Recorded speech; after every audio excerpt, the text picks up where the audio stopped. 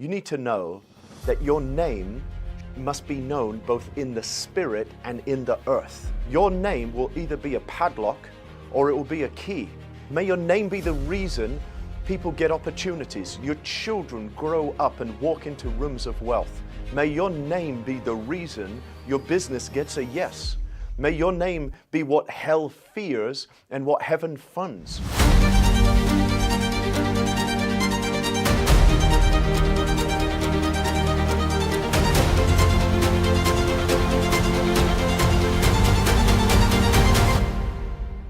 So there's this new kind of wealth that's emerging, and it's not your crypto wallet or your bank balance, it's your name.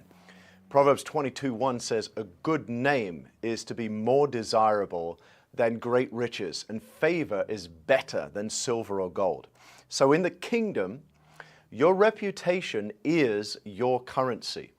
And in this new era that's dawning, God is calling entrepreneurs and builders, He's calling kingdom architects to stop chasing coins and start building names that echo in all of eternity. This is huge for you. This is going to impact everything you do in wealth creation.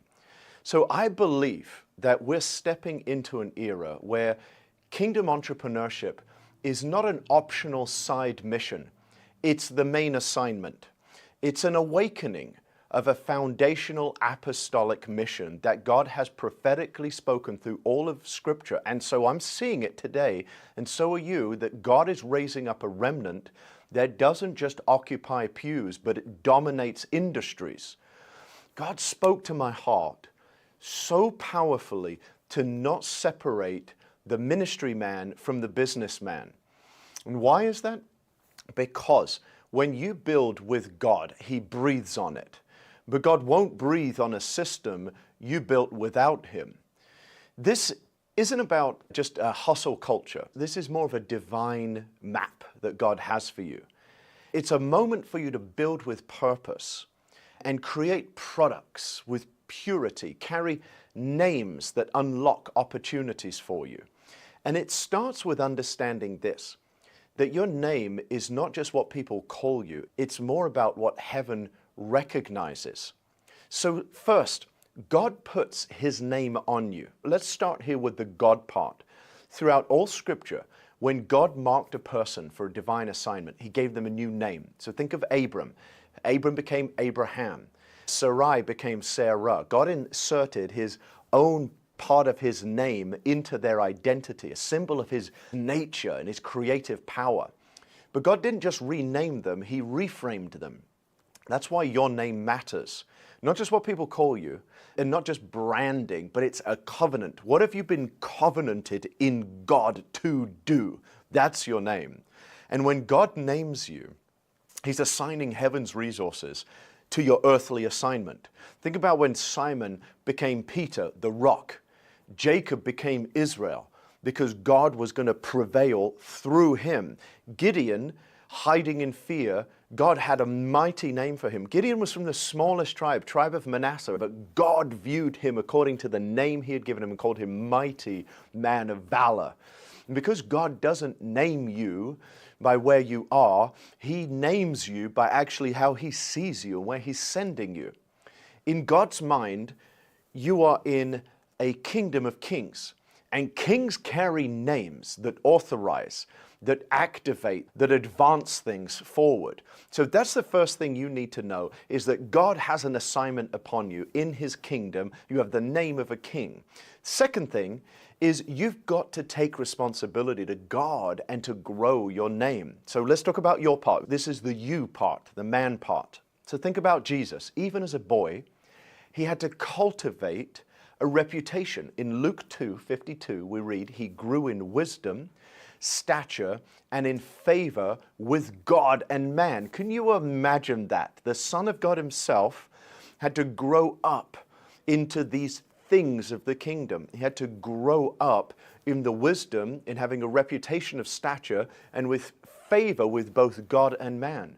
So you're not just going to get born and just immediately have favor. It's not random, and it's not luck. It's earned through character. is earned through consistency and is earned through credibility. Proverbs 3 teaches us, let love and faithfulness never leave you. Take action. Then you will win favor and a good name.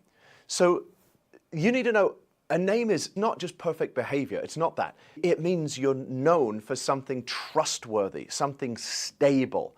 You're known to be faithful. You're known to be excellent. It means when people mention your name, doors open and not close. I want people to mention my name in rooms where I've never been in. We need this to be done. We need something to be led. We need a faithful man. We need a diligent man, a man who will prepare. If that to you is life and peace, health to your bones, then this is a video for you. And let me make this plain. At the end of your life, your name will either be a padlock or it will be a key. May your name be the reason people get opportunities. Your children grow up and walk into rooms of wealth. May your name be the reason your business gets a yes. May your name be what hell fears and what heaven funds. My first Zoom call this morning at 9 a.m. was because my name was mentioned in rooms I was never invited to before. And yet another ministry under the Goshen brand is requesting, can we please have the powerful, strategic, excellent work of Goshen in our ministry?